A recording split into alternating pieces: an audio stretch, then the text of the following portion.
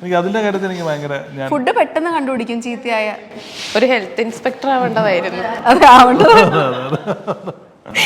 Okay, ഇനി ഞാൻ മോളോടാട്ടോ ഒരു 5 കാര്യങ്ങളുണ്ട്, അതും കൂടെ 5 കാര്യങ്ങളുണ്ട്. ഇതാ ഈ അവാർഡ് ആർക്ക് കൊടുക്കുമെന്ന് മാത്രം പറഞ്ഞാൽ മതി.